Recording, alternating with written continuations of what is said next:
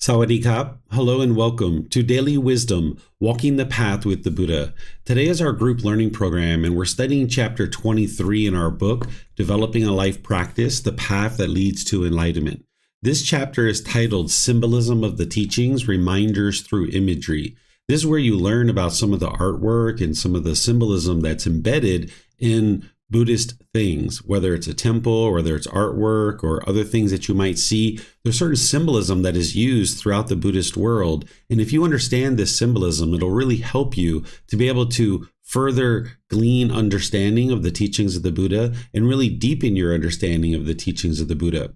Because during the Buddha's lifetime, everything was taught orally, and they used symbols in order to remind the students of his teachings so that they could then commit them to their memory and then practice them and actually experience the results of the enlightened mind. So I'd like to welcome you to our class today. I'm going to help you to learn all the various symbolism that you'll see, at least a lot of the more general ones that you'll see more readily. And one of the reasons why it's helpful for you to understand this symbolism is not just because it's something that they used during the lifetime of the Buddha, but these things are actually in use today as well. If you go around to Buddhist temples or you look at Buddhist artwork or you visit various venues or even you just read books, oftentimes you'll see various symbolism from the teachings of the Buddha. And this is really helpful for you because it should remind you of the teachings. And now that we've gotten all the way into the group learning program where we're coming towards the end and we'll be restarting on March 17th, this is a good time to now take the things that you've been learning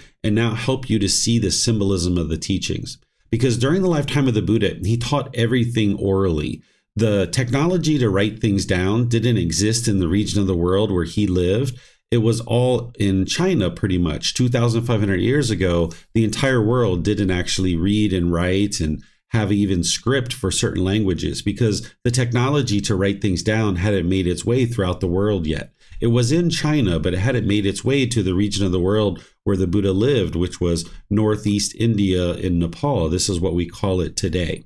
So as that technology started coming in, of course, by the time the Buddha died, after his death, they were able to start writing things down. But during his lifetime, everything he taught was oral.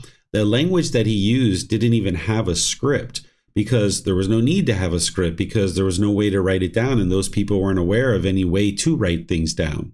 We might consider these people illiterate today because they didn't read and write, but that doesn't mean that they were unaware or they didn't know things or they weren't smart or intelligent. It's just that they didn't have the technology, so they had no need to use a script for their language. This is the reason why the Buddha used chanting during his lifetime, because he would teach orally, and then every 2 weeks, they would recite his teachings word for word for word. So there's no prayer or rites or rituals or ceremonies or worship as part of the teachings of the Buddha. Instead, as he taught throughout his life, and you would sit in a discourse with him and learn his teachings, then he would use various symbols in order to remind you of the teachings. And those symbols are things that I'm going to be sharing with you today so that when you see these symbols, it can remind you of the teachings, much like it reminded people during the lifetime of the Buddha.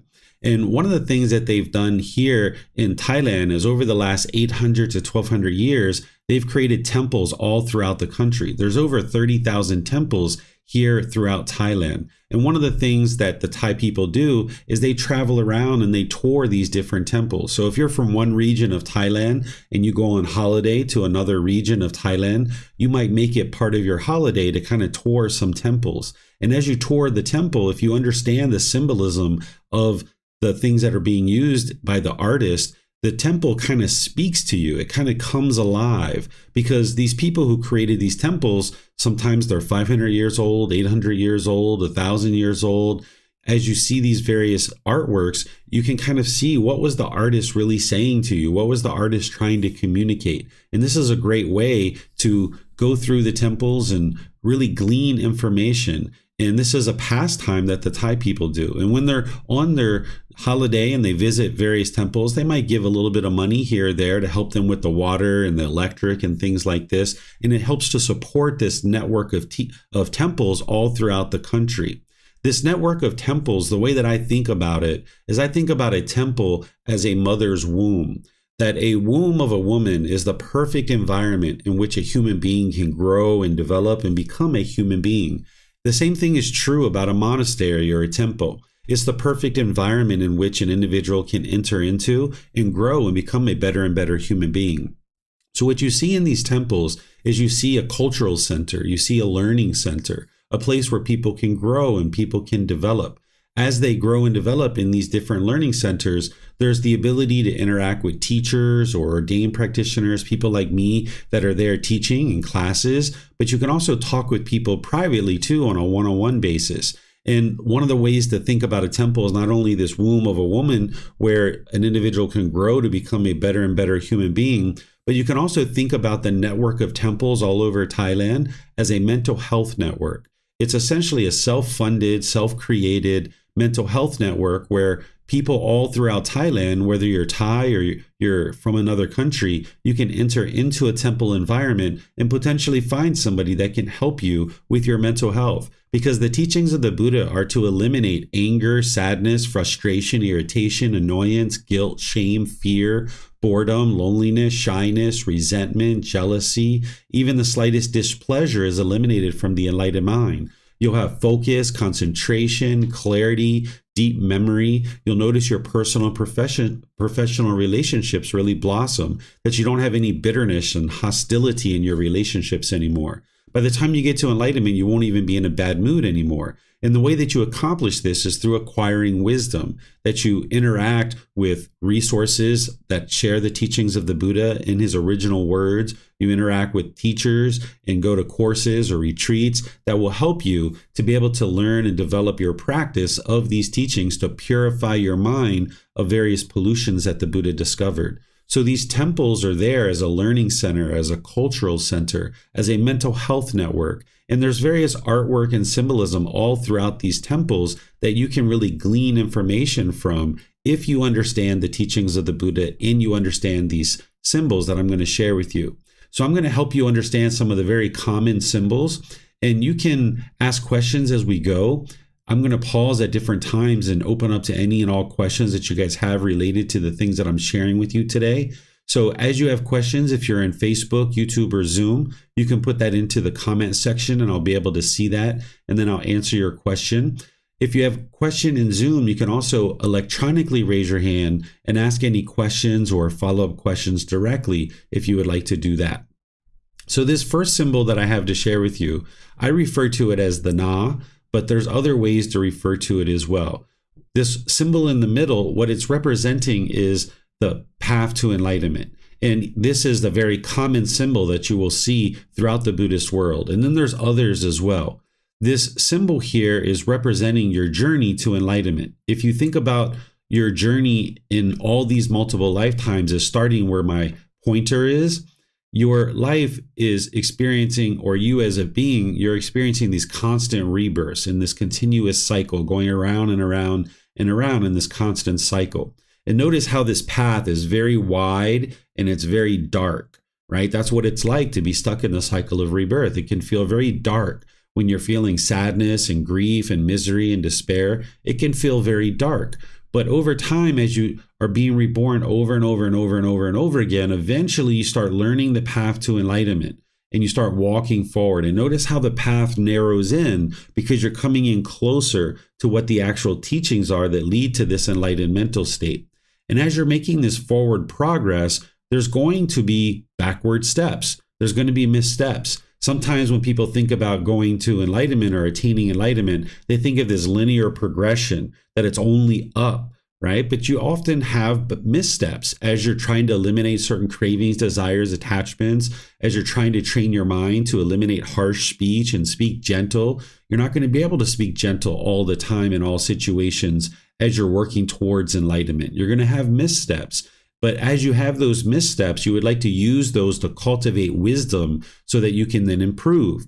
So that then as you improve, then you start making this upward trajectory again. But of course, you're going to have missteps and you're going to come circling back around. And then you're going to continue forward using that wisdom to now propel you again. And now you're going to have more missteps, and you look internally, you reflect, you talk to your teacher, you gain resources that can help you to understand where you're having missteps.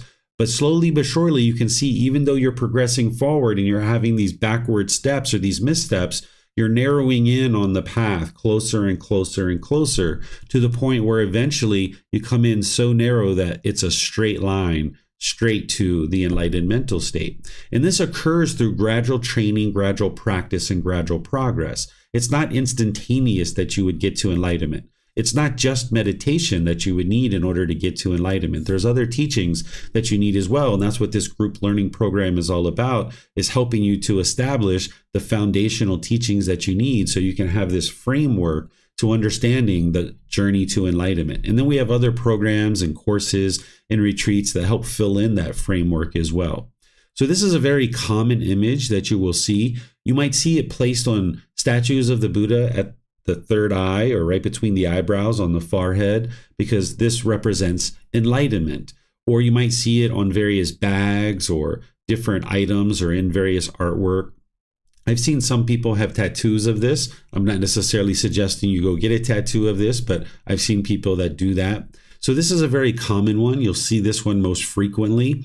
But then because of this impermanence, it's not that everybody uses exactly the same symbol. If you understand what this symbol is, when you run across other symbols that artists are making, because one of the aspects of being an artist is to be creative. So oftentimes artists are creating different things. So these ones that you see on the sides, these are ones that artists created out of their own creativity. But you can see, based on understanding the most common one that I'm showing you here in the middle, that the other two on the sides, you can understand those to be the same thing.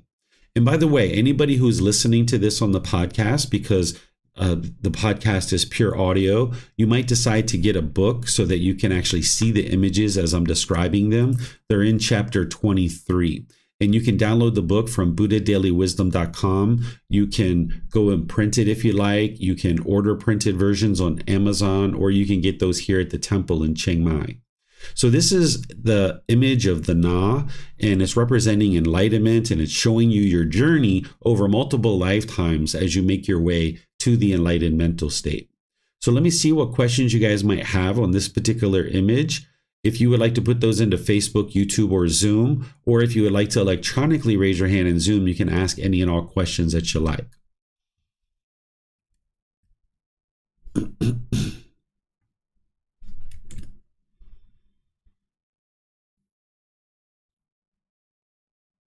All right, I'm not seeing any questions anywhere, so I'm going to move on to the next image, which we refer to this one as the Dhamma wheel. But this word Dhamma translates to teachings. The Buddha talks about the Dhamma, and this is his teachings. But the phrase teachings wheel doesn't really sound proper, so I still refer to this as the Dhamma wheel. What this is representing is that if you were in the teachings of the Buddha and you were learning his discourses and you were learning about the cycle of rebirth and how to escape out of that by getting to enlightenment, you would understand what this wheel means. So what this wheel means, this circle here, this circle is reminding you of the cycle of rebirth and constant rebirth over and over and over and over and over again. And that's what each being is actually experiencing. The teachings of the Buddha, they're not based on belief. They're based on you learning, examining, and investigating his teachings, reflecting on those to independently verify them, and then practicing them to uproot pollutions out of your mind and moving the mind closer and closer to this enlightened mental state. So it's not believe, believe, believe, believe, and hope something good happens when you die. This includes the cycle of rebirth. You should never believe the cycle of rebirth. There's ways to actually independently verify that it's true. But when a student's first starting on their journey to enlightenment, I suggest that they set the cycle of rebirth to the side, because there's so many other teachings to learn and develop. There's core central teachings like the three universal truths, the four noble truths, the eightfold path, the 5 precepts, meditation training, and things like this that are really going to impact you and help you in a positive way by removing pollution out of your mind and experiencing more peace and joy. This cycle of rebirth, while it's very intriguing, it's very interesting, and you can absolutely confirm that it's true. What happened in the past, it's in the past. It doesn't matter anymore. And what may or may not happen in the future, it's in the future. It doesn't matter at this point. You're in the human state, and this is the most ideal existence to be in, and you can make your way to enlightenment from this human life. But if you put the cycle of rebirth in front of all your other core central teachings that you need to learn, this can kind of be an obstruction to you in actually learning and getting your arms around the foundational teachings and building this framework for yourself. So I have teachings that I share from the original words of the Buddha that students usually approach those after about 1.5 years, 2 years of development. I even have content with 16 items that you can look at in order to independently verify the cycle of rebirth. And if ever there's a time that a student would like that, they can just send me a message or post in the Facebook group and I'll send it to you so that you can see how to independently verify the cycle of rebirth. But again, I suggest for students to do that after they've already dived into the core central teachings and they've gotten their arms around that. But nonetheless, I can confirm that indeed this cycle of rebirth is 100% true, and that beings are absolutely stuck in this continuous cycle until they get to enlightenment. And this is part of the teachings of the Buddha. He didn't just slip in the cycle of rebirth into his teachings after telling all this truth and explaining all these truthful things about the world and the natural laws of existence. He didn't just slip in the cycle of rebirth. He's explaining the 5 realms of existence and what you're experiencing, because as you start lifting out the pollution out of your mind, you might actually start observing your past lives, or you might have communication with beings in one of the 5 realms, like hell, of course, animal realm, the afflicted spirit realm, of course, the human realm. You have communication with beings in that realm, and even the heavenly realm. You can have interaction with beings in these realms. You can even get to the point where you see beings in these other realms, like hell, afflicted spirit, and heavenly realm, that you might actually see them as you're lifting this pollution out of your mind. So if you experience the recall of past lives, if you start communicating and beings start communicating with you from these other realms, or you start seeing these beings, if you didn't understand the natural laws and that these realms are true, you'd probably think you're going crazy and going insane, and you might find yourself having a lot of problems. So remember, the teachings of the Buddha, they're not a bunch of beliefs, but also he didn't teach the way the world should be, and that if everybody follows these rules, then the world's going to become peaceful. That's not what he did. He didn't teach rules and commandments, and he wasn't teaching the way the world should be.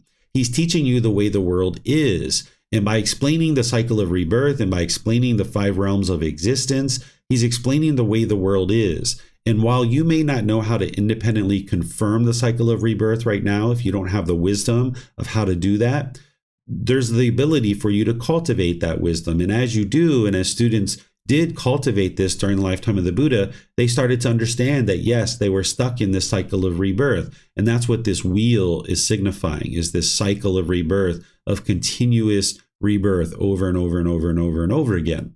And then these 8 spokes are representing the escape from that cycle of rebirth. They're representing the Eightfold Path. The Eightfold Path is the core central teaching of the Buddha, and you learn this closer and closer as your journey to enlightenment, and you dial this into your life to produce a better and better quality mind and a better quality life. If you could think about a set of speakers, and that there's these 8 dials, and you would dial these dials in closer and closer to get a better quality of sound out of these speakers, the Eightfold Path is essentially the same thing. You dial these into your life closer and closer, and you'll notice a better and better quality mind and a better quality life. So earlier in this program, I've taught the Eightfold Path at multiple times to ensure that students really understand it. And we're going to be restarting this program on March 17th. And there, when we get started in the program, I'm going to be teaching the Eightfold Path as part of this program, because that's how we really kick off the program, is getting into the core central teaching of the Buddha really closely, called the Eightfold Path. So the Eightfold Path is the way to escape discontentedness, where you're no longer experiencing that anger, sadness, frustration, and other discontent feelings. And it's also the way to escape the cycle of rebirth. Because if you eliminate the causes and conditions that are causing discontentedness, it's also eliminating the potential to be reborn into the world. So this is kind of almost like a 2-for-1 special, right? If you're accomplishing one goal, you're accomplishing the other. And this is one of the beauties of the teachings of the Buddha, is that you can see the truth for yourself, that your mind is becoming more peaceful and more joyful in this life. So as I mentioned, it's not believe, believe, believe, and hope something good happens when you die. Instead, it's learn now, reflect now, and practice now. So you see the results now in this life. So in situations where you've been angry or frustrated or irritated, and as you're learning and practicing these teachings, developing your mind, training your mind, and you're noticing in those same situations, you're no longer angry or frustrated or bitter or harsh, you can know, wow, these teachings have had a real effect on you. So it's the Eightfold Path that you're learning and you're dialing in closer and closer to your life to be able to then escape this discontentedness and escape this cycle of rebirth. This first spoke that is at 12 o'clock, this represents right view. This next one here is representing right intention. The 3 o'clock one is representing right speech. Then you've got right action. Then you've got right livelihood at 6 o'clock. You've got right effort. Then you've got right mindfulness at 9 o'clock. And then you've got right concentration. This is the Eightfold Path. Right view, right intention, right speech, right action, right livelihood, right effort, right mindfulness, and right concentration. And by studying this with the original word of the Buddha, you can see what he did teach and what he didn't teach. This Dhamma wheel that is here represented as what we call a temple marker. This marks out the main hall of the temple. Oftentimes, this Dhamma wheel is placed behind the head of a Buddha. So if you see a Buddha statue like here behind me, this is a temple that I take students on a tour. I lead these tours to forest temples and to temples in mountains and other places like that to help students understand the symbolism of the temples. You can see behind me, there's 2 Buddha statues, and there's a Dhamma wheel right there behind the Buddha statue. So this is usually placed behind the head of a Buddha, either with statues like this, or you could see artwork where the artist has put this Dhamma wheel behind the head of a Buddha. And the reason why is because a Buddha has a flat spot in the back of their head, and this is where this Dhamma wheel is figuratively located. That when a Buddha awakens to enlightenment, this is a wonderful time for all of humanity, because as a Buddha awakens to enlightenment, now the wisdom to attain enlightenment is in the world, because there's an individual that embodies the wisdom that it takes for everybody to get to enlightenment. So it's said that when a Buddha awakens to enlightenment, that they reach up and they turn this Dhamma wheel counterclockwise. And as they're turning this counterclockwise, it's signifying humanity stepping forward, or all of civilization entering into a new era. Because when a Buddha awakens to enlightenment, that's the very best time to learn the teachings. If you lived during the lifetime of a Buddha, you had to produce a significant amount of wholesome karma in your previous lives to live during the lifetime of an actual Buddha, because now the wisdom to get to enlightenment is profound and deep and shining in the world. Because what a Buddha does is they get to enlightenment by themselves without the help of any teachers or any guides. Then, once they awaken to enlightenment, they share their independently discovered teachings with countless people during their lifetime, and countless people get to enlightenment during the lifetime of a Buddha. And then they preserve their teachings in such a way that countless more people can get to enlightenment after their death. So these are the 3 main criteria that make a Buddha, is they get to enlightenment by themselves without the help of any teachers or any guides. That's why they have deep, profound wisdom. Then they share their teachings with countless people during their lifetime, and countless people get to enlightenment during their lifetime. And then they preserve their teachings in such a way that countless more people get to enlightenment after their death. And when a Buddha awakens, this is the best time for all of humanity, because now beings that are living during that time frame can learn directly with a Buddha and understand the deep wisdom that they share. So turning of this Dhamma wheel is kind of a figuratively thing that we say that humanity has stepped forward, or civilization has entered into a new era, because now there's a Buddha in the world that can share teachings that will help all of humanity to be able to get to enlightenment. So let me know what questions you guys have on this one. You can put that into Facebook, YouTube, or Zoom, or you can raise your hand in Zoom and ask any questions that you like.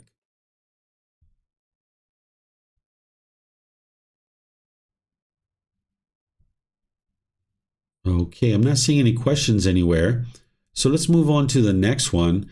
This is a lotus flower. You'll see lotus flowers all throughout Buddhist culture and Buddhist artwork. You'll see them a lot of different places. You'll actually see real lotus flowers in temples that people are taking, and they're laying them at the feet of statues, or they're giving them to their teacher, they're giving them to an ordained practitioner or somebody like this. What a lotus flower does is, in the wild, when it's growing, it's in a pond usually, kind of like a murky water of a pond, and its roots are deep down into the earth, the soggy, soft earth. And then it needs to grow this strong stalk to rise through the murky water. And then as it grows the strong stalk, it comes through the water and it rises over the water, and then it blooms into a lotus flower. And this is signifying your journey to enlightenment, because in the unenlightened state, the mind is holding on to the world, just like those roots of the lotus flower. It's holding on to the world. It's holding on to the earth.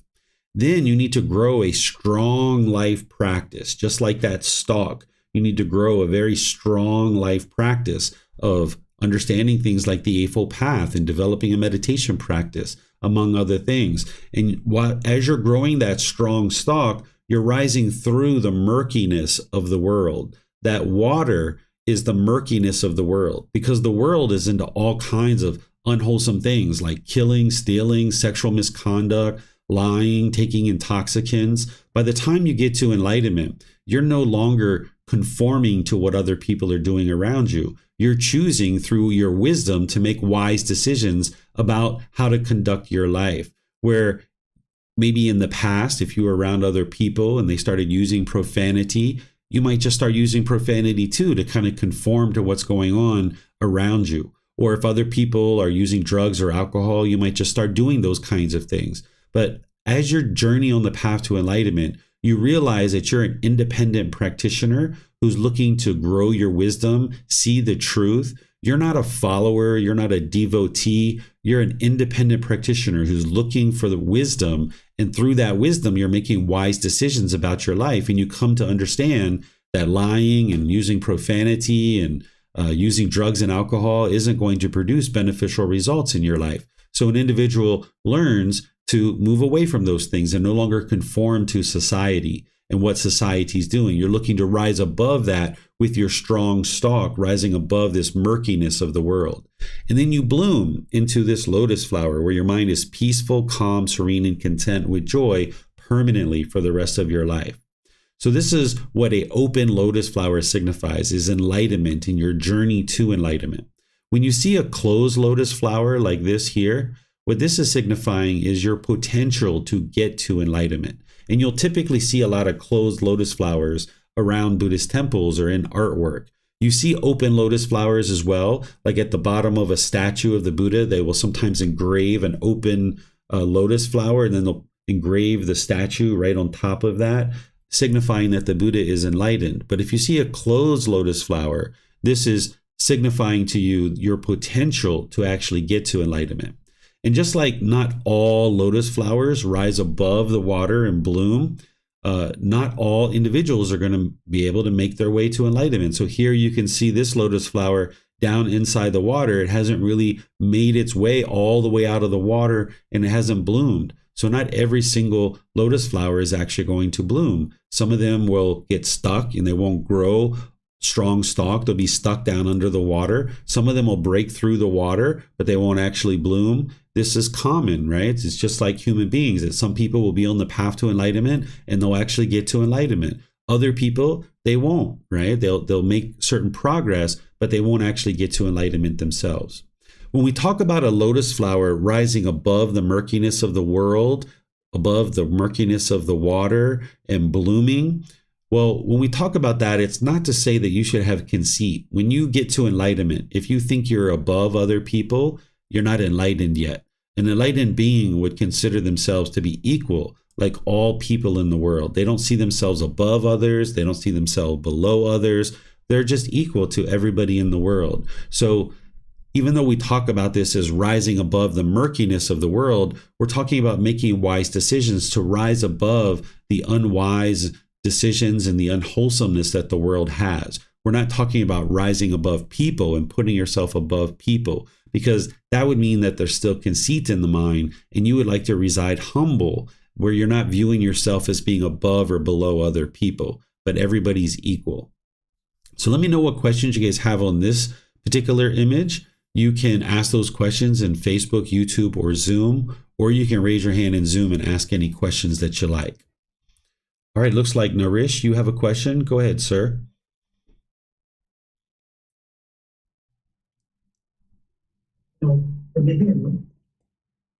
We can hear you a little bit. Your audio is still not as clear as it was the other day when we were talking.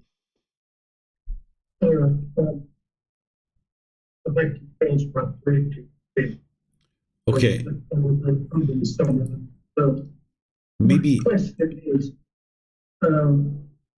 Maybe you can fix your audio again, Naresh, the way you did the other day when we were talking, and then we can come back to you. Yeah, okay, let's do that. Okay, I'll go ahead and mute you for now.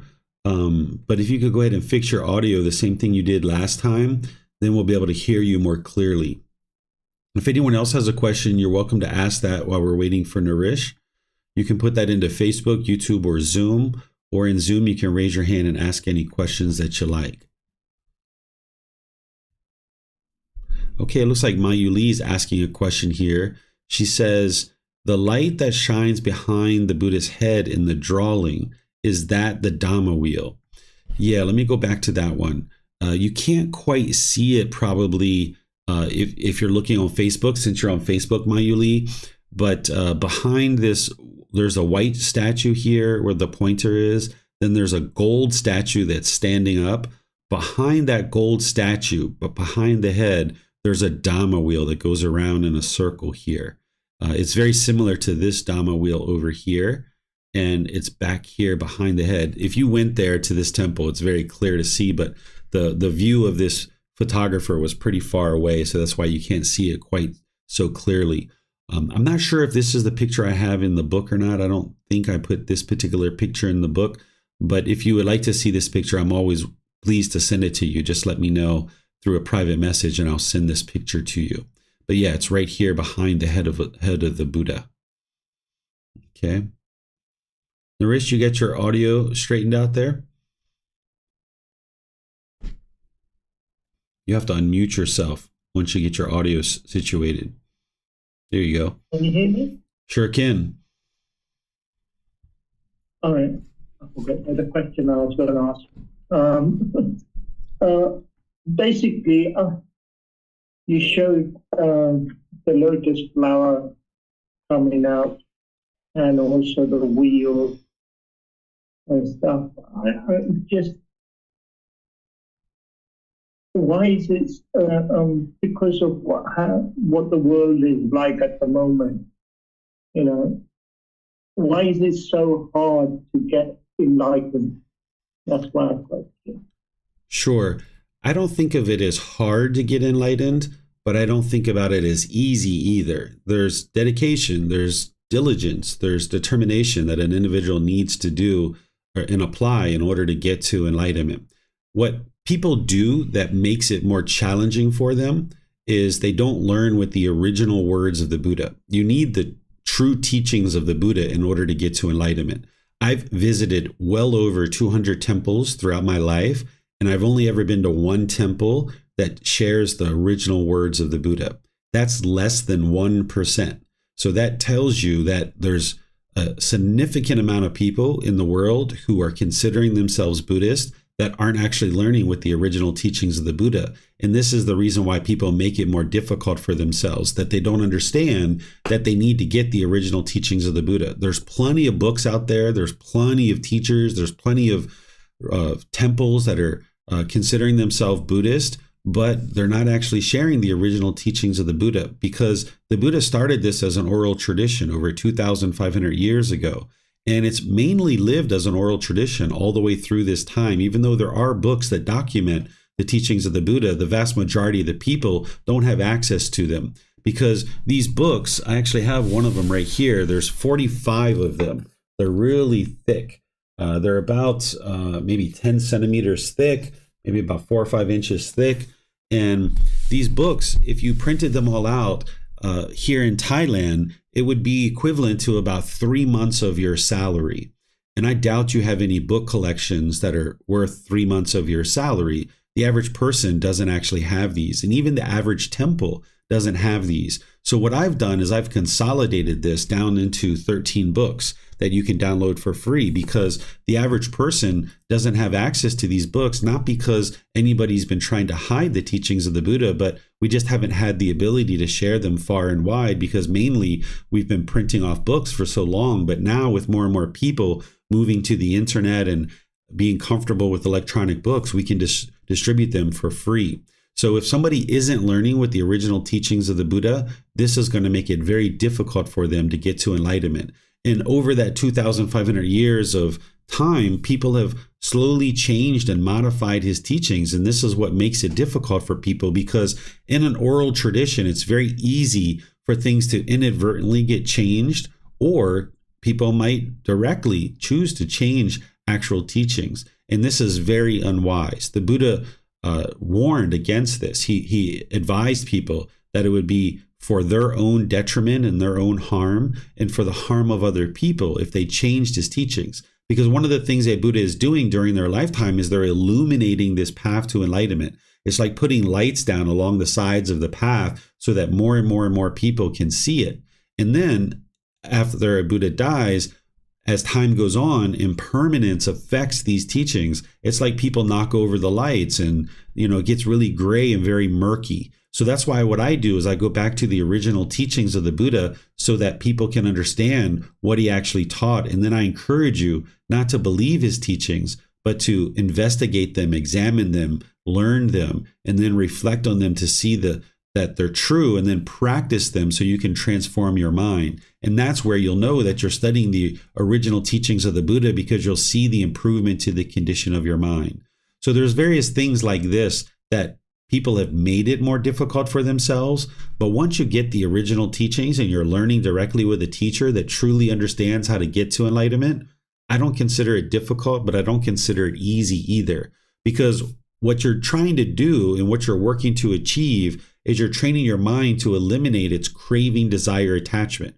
The mind wants to hold on. You maybe want to hold on to this lying, or you want to hold on to this profanity, or you want to hold on to these drugs and intoxicants, or you want to hold on to all these central desires that the mind is holding on to. And it's very painful for the mind to let go of a lot of these things. So the mind oftentimes gets in its way because it's holding on to so many things. And one of the last classes, or the last class that I'm going to teach as part of this group learning program, is called the 5 hindrances. I'm going to teach you the 5 things that hinder you from getting to enlightenment. Because throughout the 7-month program, I'm teaching people how to get to enlightenment. And then the very last class, I'm teaching people what's going to hinder them from getting to enlightenment. And there's various hindrances, and some of the ones that we just talked about are things that are obstructions for people getting to enlightenment.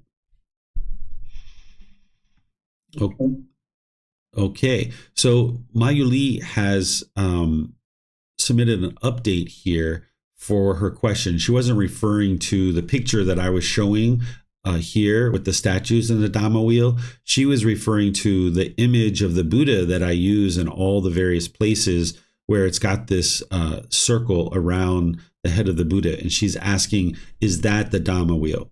And the answer is no, this isn't a Dhamma wheel. What this is showing, the artist is depicting, is what we call an aura. That some people can see the aura of another person, an aura. And this is kind of what emits out of the head. If somebody is enlightened, then if someone is able to see a person's aura, then they can see this. Not everybody can see an aura, but if you can see it, this is what you might see for a being who is actually enlightened. So this artist is depicting that aura of the Buddha because he would have had a really big, bright, profound aura that is very visible to anybody who can see auras. Okay, so thank you for that update, Mayuli. Sorry I didn't understand when you first asked your question. Okay, I'm not seeing any other questions anywhere, so I'm going to move on to the next one, which is actually this one here. And the reason why I included this one into the book and I included into the class is that I actually ran across this as I was downloading images for this book and to teach this class. I was looking at all the different imagery and symbolism that's out there and looking at the most common ones, and I ran across this one. And I thought this would be great to actually include into the book and into the class, because as you learn the different symbolism, like you just learned some of the symbolism with me, I just shared some of that with you, you're going to run across certain images, whether it's in artwork or whether it's in temples or books or other places, of things that I haven't taught you.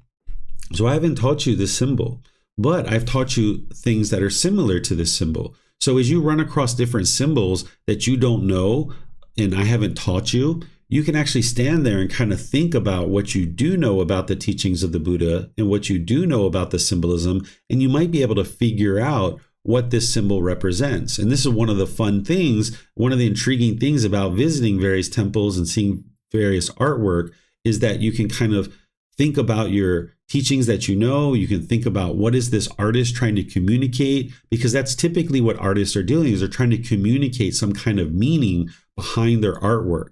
And if you know some of the symbolism, and if you know the teachings of the Buddha, you can oftentimes figure out what some of this symbolism is. So if you were looking at this image, based on what I've taught you so far, what would you think that this image represents? Well, when I asked this today at the temple, the students got it right away, as it represents enlightenment, right? Because here we've got that first symbol that I taught you guys, which I refer to as the Na, which is showing this journey to enlightenment. And then we've got an open lotus flower here at the top, which also signifies enlightenment as well. So the combination of these two things, it's very clear what the artist was trying to represent, which is enlightenment. So this is how you can take wisdom that you already know, certain things that you understand, and you can glean information from what the artist is trying to communicate. And of course, here I'm using very simple imagery, but when you see some of the artwork in the temples and different things, sometimes they're very complex, and you can really look very closely and spot some of these things that the artist is trying to communicate. Now I'll share with you guys this particular image and this artwork. You'll typically see this one at the base of a temple stairs. Oftentimes there's stairs that lead up to a temple, and you can oftentimes see this image of this big, large snake. This is me with a bunch of students and my son several years ago. This was before COVID, actually. This is a temple called Wat Doi Sutep, and there's these stairs, about over 300 of them, that lead up to the temple itself. And there's these big snakes right at the base of the stairs. And this is kind of a closer up version of that picture. And then over here, this is their ordination hall. And you can see here kind of a smaller version of this. So I'm going to share with you guys the story of this snake and why it's placed at the base of the stairs of a temple. And as I share it with you, I would like you to keep in mind that this story may or may not be true. I wasn't there at the time, so I can't confirm that it's true, but I can't confirm that it's not true either. It is in the original teachings of the Buddha. You will see this particular story in there. So let me share this story with you, and then I'll teach you how to extrapolate lessons from the story so that you can learn from it, so that you're not just understanding it as a story, but you're actually understanding the lessons that are embedded into the story. So whether it's true or false, it almost doesn't matter, because you're going to see these statues in a lot of different places, and you can actually glean information and glean understanding if you know the story behind it. So the story behind it is that this image represents this large snake that is oftentimes referred to as a naga, or some people refer to it as the king of the serpents. This is a very large snake. And according to the Pali Canon, there was this snake that was able to transition itself to look like a human during the lifetime of the Buddha. That there was this large snake that was so close to being reborn into the human realm that even in its existence as a snake, it could transition itself to look like a human being. And it's said that this snake made its way into the location where the Buddha was providing his discourses, where he was teaching his students. And this snake transitioned himself to look like a monk with a shaved head, with an orange robe and everything like this. And now this snake, who's now looking like a monk, went into where the Buddha was teaching with all the other ordained practitioners and was learning about the teachings that lead to enlightenment. And then what would frequently happen during the lifetime of the Buddha is that as the Buddha was talking in these very long, elaborate discourses, people would oftentimes fall asleep. Now, nowadays, if somebody fell asleep in a class, somebody might think that that's rude or disrespectful. I don't think that way. I've had students fall asleep in my classes. Some people come to the temple in order to sleep because they have difficulty sleeping at home, and they come and they sit all the way in the back of the class in a peaceful environment, and they feel like this is a comfortable place where they can sleep. So I welcome everybody. If they would like to come in and sleep, let them come in and sleep. No big deal. So if people fell asleep during the lifetime of the Buddha understood, and I understand too, that the mind is working really, really hard in order to learn the teachings, and it can become exhausted sometimes as you're learning from a teacher in a course or a retreat or some kind of learning event. So as would frequently happen, as the Buddha was teaching this long, elaborate teachings, his students started falling asleep. And this particular being that had transitioned itself from looking like a snake to a human being had fallen asleep along with the other ordained practitioners. Well, as they were sleeping, they lost their mindfulness. They lost their awareness of mind. And now this snake transitioned back to looking like a snake and no longer looked like an ordained practitioner. And now, one by one, as the ordained practitioners were waking up and they saw that they had this big, large snake amongst them, they had all this fear and they got very scared. And they went and got the Buddha. And the Buddha comes over because an enlightened being, they're not afraid. They don't have any fear. They've eliminated all fear whatsoever. The Buddha knows that he's not causing harm to this snake, so this snake's not going to cause any harm to him. So the Buddha comes over and the snake wakes up and the Buddha asks, like, what are you doing? And the snake's like, oh, I'm here to learn your teachings. I would like to get to enlightenment. And the Buddha's like, okay. Well, unfortunately, you're not going to be able to get to enlightenment because you're a snake. And when you're in the animal realm, you can't actually get to enlightenment. But it looks like you're really close to being reborn into the human realm. So when you get to your next rebirth, then you can learn my teachings and then you'd be able to get to enlightenment. And the snake's like, oh, okay, he understands, right? But then the Buddha asked the snake if he could leave because the human beings were very scared and very fearful because they're not enlightened yet. So they were scared and they were fearful. And he asked if the snake could please leave. And the snake agrees and he says, I'll leave so that I don't cause any harm here and people don't get scared. So he says, although I'm going to leave, I'm going to go stand outside and I'm going to stand guard. And if anybody comes into your teachings and they have ill will, I'm not going to let them pass by. Having ill will towards the teachings of the Buddha would be to be interested in changing his teachings. If you try to change the teachings of the Buddha, you're causing harm to yourself and countless other people. And you would have to have a certain amount of ill will potentially in order to change the teachings of the Buddha. So this snake is said to be standing guard so that anybody who enters, they don't have ill will. So this is why the statue is placed at the base of stairs at a temple, because it's signifying this being who's standing guard. So now let's talk about some different lessons that you can take from this story. Because again, I don't know that this story is true, but I don't know that it's false either. Scientists tell us that 99% of the animals that once existed no longer exist anymore, that the animals that we see in the world, those represent only 1% of all the animals that once existed in the world. So whether this being existed in the past or not, I don't know. I've never personally seen a snake that can transition to look like a human, but I can't say whether that occurred during the lifetime of the Buddha or not because I wasn't actually there. But nonetheless, in this story, there's certain lessons that are embedded into it that you can actually understand and help you on your journey to enlightenment. The first one is that only humans and heavenly beings can actually get to enlightenment. If you're in the realm of hell, animal, or afflicted spirits, those lower realms aren't able to get to enlightenment. They need to be reborn into the human realm or the heavenly realm to be able to get to enlightenment. So an animal wouldn't be able to get to enlightenment. So one of the things you can think about when you pass by this snake on your way to a temple is say, thank goodness that you're human. This is the ideal existence, that you can actually get to enlightenment. Thank goodness you're no longer in the animal realm. So this can kind of help you to appreciate this human existence and eliminate any complacency, where you can have determination, dedication, and diligence to developing your life practice and getting to enlightenment itself. The other thing that you can understand is that enlightened beings, they don't have fear. that there's no fear in the mind of an enlightened being, even the fear of their own death. They've eliminated all fear whatsoever. They don't even fear their own death anymore. And then the third thing that you can understand is that when you enter into a temple or you enter into an environment where you're learning the teachings of the Buddha, you shouldn't be interested in changing or modifying his teachings. That would cause you harm and would cause harm to the other people in the world as well. So these are the three things that you can keep in mind, is that thank goodness you're human. You've made it to this existence. This is the ideal existence. Don't be complacent. Be motivated, encouraged, have enthusiasm to get to enlightenment. Understand that animals, they can't get to enlightenment in that existence, but they will be reborn potentially into the human realm at some point, and that's where they can get to enlightenment. So, be appreciative that you got to this human realm and don't allow your mind to be complacent or dull or lethargic. Have that dedication and diligence to getting to enlightenment.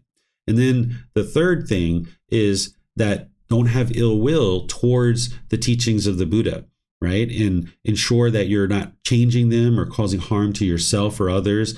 And this will help you to remember these things, that you shouldn't have any fear whatsoever by the time you get to enlightenment. So let me know what questions you guys have. You can put those into Facebook, YouTube, or Zoom, or you can raise your hand in Zoom and ask any questions that you like.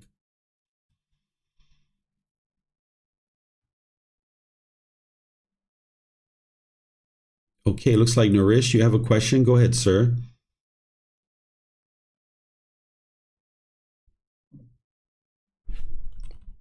Sorry, I had a bit of problem. I don't understand what you mean by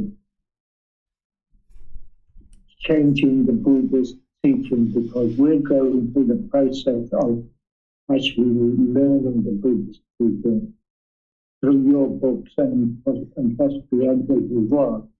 But how do you distinguish between the original, as you said, teachings and the ones that have changed?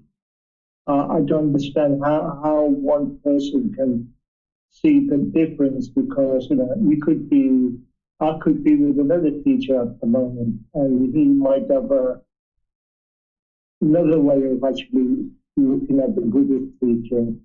So how do you not investigate, but how do you trust that source? Because you can only go by what the teacher tells you, and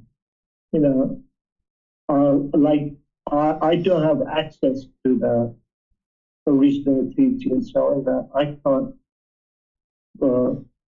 check them out. So I was trying to figure out how would somebody who's trying to learn and become enlightened use, become, feel that he's getting the right teaching.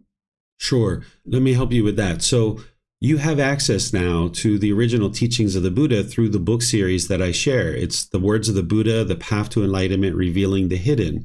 These are excerpts from the Pali Canon, the original source teachings of the Buddha.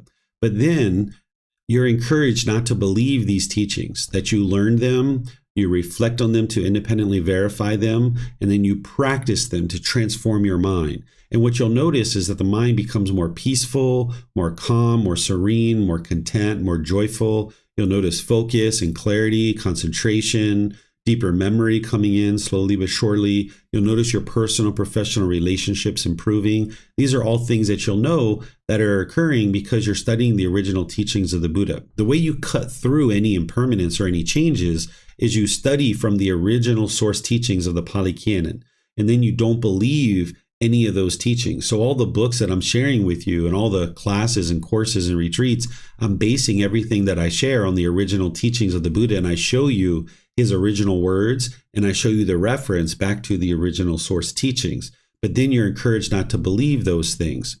So that's one way that you can ensure that you're studying the original teachings, is you don't believe anything and you independently verify what it is that you're studying. And I'm going to show you how to do this. If you've ever seen me walk through the Four Noble Truths or the Three Universal Truths or the Eightfold Path, I show students how to learn, reflect, and how to practice. And then if you ever see rites, rituals, ceremonies, or worship as part of what people are sharing as Buddhist teachings, then you know that those aren't the teachings of the Buddha, because he didn't teach any rites, rituals, ceremonies, or worship. So anybody who's sharing those kinds of things, they wouldn't have even been able to get into the first stage of enlightenment if they're still sharing rites, rituals, ceremonies, and worship as part of the teachings of the Buddha. So you can consider that this person has misunderstood the teachings of the Buddha. The Buddha shares this himself. He says that if you ever hear somebody that shares something that's opposite of what he shared in his original discourses, that you could consider that this person has misunderstood his teachings, and you can ignore that particular thing that that person is saying. So you can look at the original source teachings in the Pali Canon. You can look if there's rites, rituals, ceremonies, and worship. Also, if you're studying with a teacher who deeply understands the teachings, you should see that that teacher's mind is clear and focused and concentrated, that they can articulate the teachings very clearly and very concisely and very precisely, because that speaks to the condition of their mind. If someone's mind is muddled, this means they're lacking concentration. This is guidance from the Buddha. He shares that this person hasn't deeply understood his teachings because the person's mind is still muddled. By the time that somebody is making their way to enlightenment and getting closer and closer to enlightenment, all that lack of concentration and focus and clarity, that's all gone. And you start noticing this focus and concentration and clarity coming into the mind in deep memory. Anything that a person is sharing in terms of teachings, they should be able to explain to you the why, and explaining to you exactly why they're doing something. So, for example, if you're learning from somebody and they're teaching you to meditate, and they're teaching you to observe your thoughts or label your thoughts or count or say pu-to, pu-to, pu-to, or they teach you to listen to music, or there's these special beads that are being used, you should be able to ask them why. And now when you say why, they should be able to explain it, because none of those things that I just shared is actually what the Buddha taught, but you'll see these things often. What the Buddha taught for meditation is he taught to cut off your thoughts, to cut them off. And the reason why I'll share with you is because you're disciplining your mind, that in daily life where you notice with mindfulness that your mind is longing, yearning, and chasing after something, you'll be able to cut that off and let it go. Or when the anger is arising, you'll be able to cut that off and let it go. And this is the ultimate goal of the path to enlightenment. So if you are sitting in meditation and somebody's teaching you to observe your thoughts, or they're teaching you to label your thoughts or count or listen to music, your mind hasn't actually let go in that situation. And that's the underlying problem in the unenlightened mind, is that it's holding on. If somebody teaches you that when you have pain in the body, to just breathe through the pain, well, this is a misunderstanding of the teachings of the Buddha, because the first 2 years of his life, he was actually doing things that were very painful to the body, like starving himself, hanging himself upside down from trees, piercing his body with metal implements, laying on beds of nails and things like this. And causing physical pain to the body doesn't produce enlightenment. But sometimes you'll see people that will teach you that when you're in meditation and you experience pain, to just breathe through it. And this is unwise. Or you'll see some people that will maybe teach that everybody has to be in exactly the same position for meditation. And there's a lot of emphasis on forcing the body to be in a particular position. Well, if this is the case, the individual hasn't understood the universal truth of impermanence, that things are constantly changing, that it's not possible for every single human body to get into exactly the same position. So these are a couple of things that you can look at to know that they aren't the teachings of the Buddha. But then the way you cut through all of that is you look at the condition of the mind of the teacher. You look to see if they're doing rites, rituals, ceremonies, and worship, and you use the Pali Canon as your source, that you should be able to trace back the things that are being taught to this original source. And then you don't believe that. You investigate it, you reflect on it to independently verify it, and you practice it. And as you see the improvement to the condition of your mind, you'll know that those are the teachings of the Buddha. But the problem, not the problem, but I understand where you're coming from. But as you said, when you actually read the original, it's very hard to read the original because it's like a repetition. stuff. Like I got a book once and I tried to read the original and I couldn't figure it out. But what I'm trying to say is that even in them, there is symbolism and talk about, like as you said, the snake and stuff like that. And so there are bits in there which doesn't seem believable. But do we just concentrate on the teaching, like the Four Noble Truths, the Eightfold Path, and the Five Hindrances, to understand the symbolism, the deity, the ghost, the different realms and stuff like that. So, that's one thing I do have problems with, like understanding the different types of, like having deities and ghosts and talking snakes and etc. But are they just symbolism, like it's something that we take and understand it and think that, okay, this is what it is, and the symbolism is not that important. Okay, so what I encourage you to do, Nourish, is to dive into the books that I share, because I've updated the word choices in all the books that I share, and I share it in a way that is easy for the common individual to understand. When I wrote these books and when I updated the word choices of the translations from the original source teachings, I kept in mind that the average person who might be reading these books may not be a native English speaker. So I wrote them in a way that uses very basic, very common English. So it sounds like the translations that you're using, that you're not able to quite understand what it is that you're reading. So I would encourage you to first start using the books that I write, which starts with volume 1. Start with that volume first. And then you were saying that what you're reading, and you didn't reference reading the things that I've shared, but other people, you've referenced that what you're reading is very hard to believe.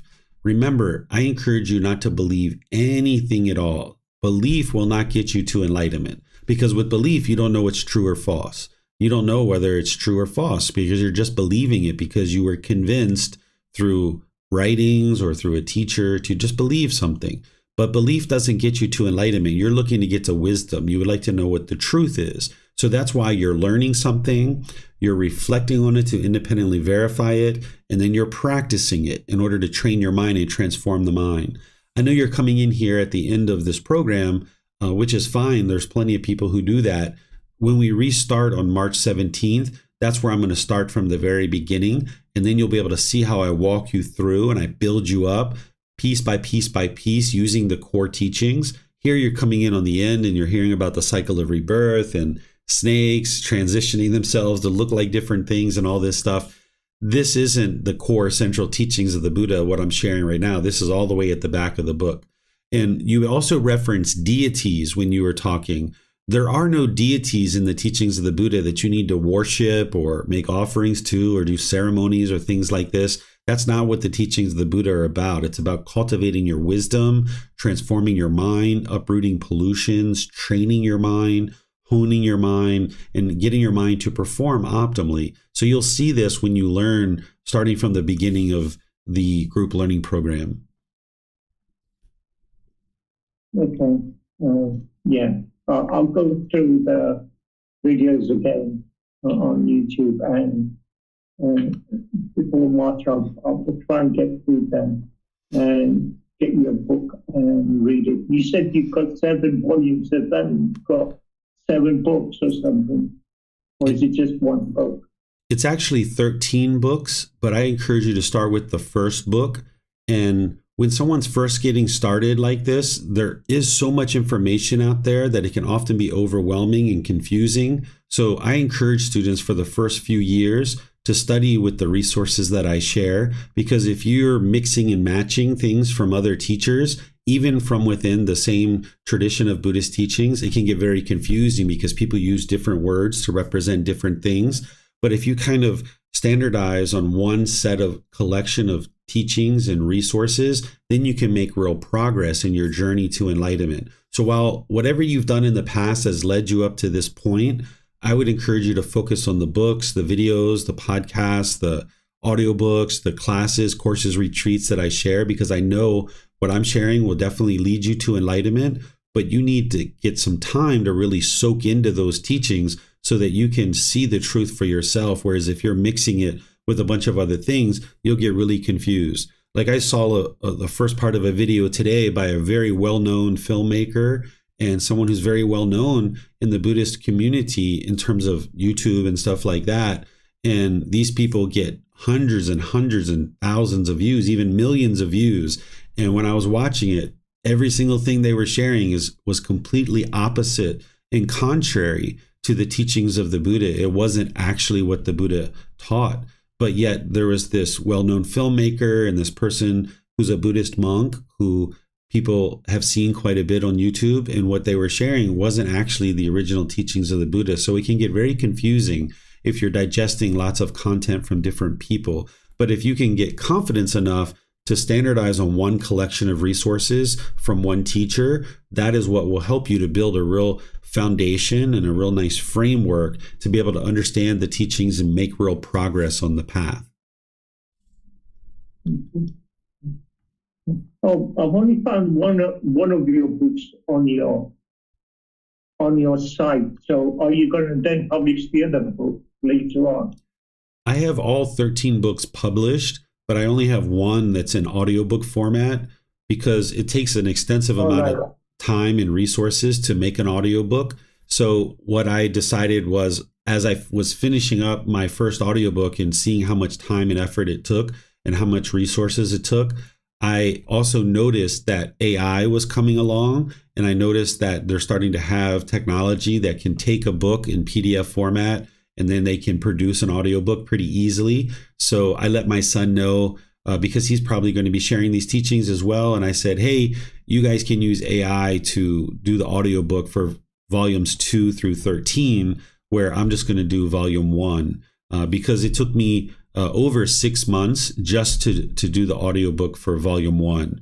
So I can imagine if I did all 13 volumes, which I don't mind spending 5, 6 years, 7 years, 8 years to do it, but it would take, a significant amount of time. And that would take me away from spending time with students, doing one-on-one appointments, teaching in classes, teaching at the temple. So because I'm prioritizing my time with students, I know that the books for volumes 2 through 13, if somebody would like an audiobook, they can just use AI to generate that. It's really the first book that's really important to be sure that as you're first getting started, that as many resources as possible are available. So that's why I did the audiobook for that. Okay, thank you. You're welcome. Okay, I'm not seeing. Oh, okay, here we go. We have another comment from Mayuli. She says, just want to share that my grandfather who passed away, when he was alive, he dedicated most of his life to the teachings. Now that I know what he was practicing was not 100% the actual words of the Buddha, it's very unfortunate. Yeah, that's the Dhamma, right? That is what an individual experiences. But, even in those teachings where it's not 100% the true teachings of the Buddha, somebody's not going to be able to get to enlightenment there, but maybe he learned to be a bit kinder. Maybe he learned to not lie or steal or some other thing, right? Like we all did those things kind of growing up, but he got some kind of benefit out of those teachings. So if I was you, I would look at the positive side. But now at this point in time, this is a wonderful time for people to learn the teachings of the Buddha because they can really shine in the world in a way that they haven't before. And your grandfather, having lived during the lifetime that he lived, he gained whatever benefit he gained. And then maybe he got to enlightenment at death, or maybe he's been reborn into another human existence or some other existence, and he'll continue his journey to potentially getting to enlightenment.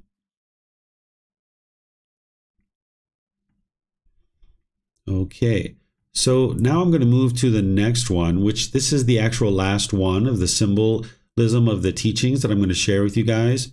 This picture in the middle, this is a picture of the tree, which is attributed to where the Buddha attained enlightenment. during the lifetime of the Buddha, he knew he was going to die 3 months before he actually died. He made his students aware that he was going to die in 3 months. This is how awake he was. This is how enlightened he was, that he could see the future, and he knew that he was going to be dying in 3 months' time. So he wisely gave a heads up to his students, because anybody who might have been attached to him, this would be an ideal time for them to let go of those cravings, desires, attachments. And one of his students, his close student Ananda, said to the Buddha, hey, well, when you die, what are we going to do? We've got all these people who travel from all over the world to come see you, and you're not going to be here. You're going to be dead. What should we tell them? What should we say? And the Buddha says, oh, well, anybody who would like to travel to come and build their determination, their dedication, and their diligence, they can visit these 4 sites, and this would help arise dedication and diligence and determination in their mind. They can visit the site where I was born. They can visit the site where I attained enlightenment. They can visit the site that I delivered my first discourse, my first teaching, and they can visit the location where I actually die. So the Buddha said that this tree could be attributed to the location where he attained enlightenment. But keep in mind that he attained enlightenment over a 6-year journey. It wasn't instantaneous. The reason why he attributed this tree to his enlightenment is that after he attained enlightenment, he spent 7 weeks at this tree, and he contemplated whether or not he should share his teachings into the world or not, because his teachings were so radically different than what anybody else was sharing at that time. So he wasn't quite sure whether or not he was going to go back to the palace and assume life in the royal family, or was he going to go share his teaching? So for 7 weeks, he kind of contemplated at this tree about what he should do. Well, we understand what he actually chose to do, which was share his teachings. But this tree is still there today and honored and respected, and it's a national site in India that you can visit. And this tree is attributed to the location where the Buddha attained enlightenment. But it's not like 1 minute ago he was unenlightened, and now this minute he's enlightened, and it was at this tree that occurred. That's not how enlightenment works. Is you gradually get closer and closer to enlightenment, and the qualities of enlightenment start shining through more and more. So this particular tree is a symbol of enlightenment because it's attributed to the location where the Buddha attained enlightenment, even though he did it over a 6-year journey. So this leaf that you have here that I'm showing you, this is the shape of the leaf of that particular tree. This tree is often referred to as a Bodhi tree, but in the book, I gave you a whole bunch of other names. I gave you the scientific name. I think it's called Fictitious Religialis, I think is the way it's pronounced. But there's a couple different names for it, depending on whether you're referencing the scientific name or just the common name. Commonly, people refer to it as a Bodhi tree. In the shape of this leaf, you can see where this kind of little, kind of antenna kind of thing, this is kind of like a symbol of enlightenment, the whole shape of the leaf, and then kind of going off to enlightenment here, where the mind rises to this higher consciousness. So whenever you see this shape of this leaf, either in artwork, or I've seen it on the walls of a temple, I've seen bells that are made out of this shape. This is signifying enlightenment. That's what it's there for. So you'll see this in different venues and different places. And you can actually go visit this tree. The temple that I teach at, they actually have this tree too. It's not the same exact tree, of course, because there's only one location where this tree exists. But the same exact type of tree is at the temple where I teach. And on the ground, you can actually see the leaves for this particular tree. And you can see it, like I mentioned, in artwork and other places as well. So let me know if you guys have questions on this particular imagery and this symbolism.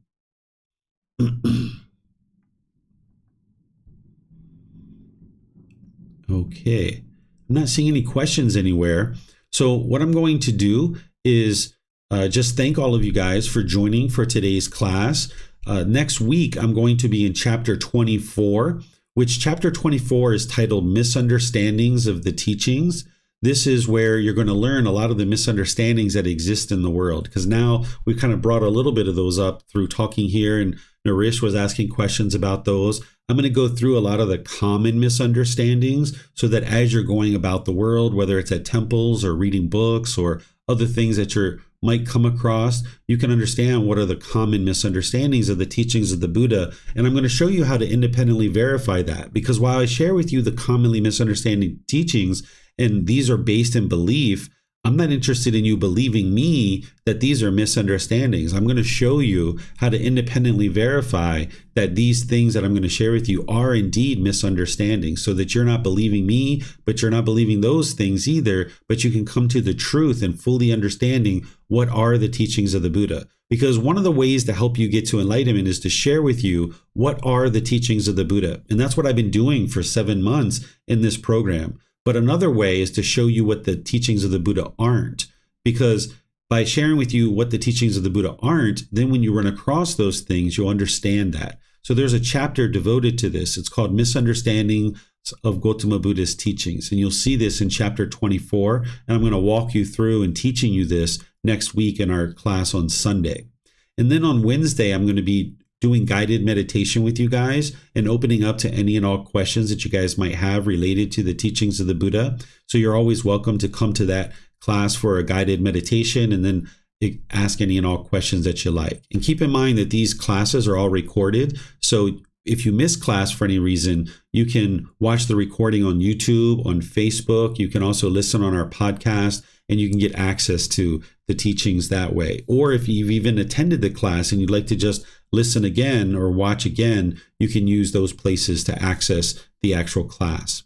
So thank you again for joining for today's class, and perhaps I'll see you guys in one of these future classes. We'll see you next time. Sawadee Kap.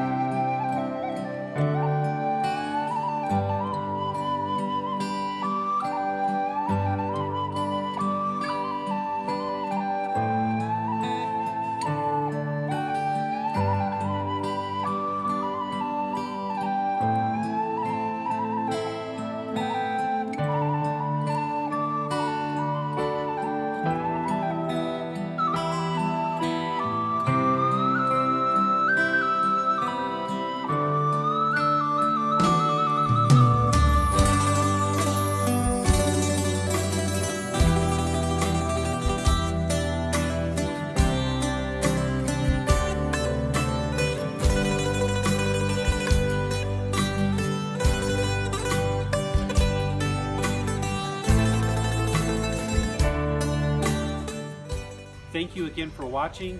Enjoy your meditation. Look forward to seeing you online and answering any questions that you might have. Thank you so much.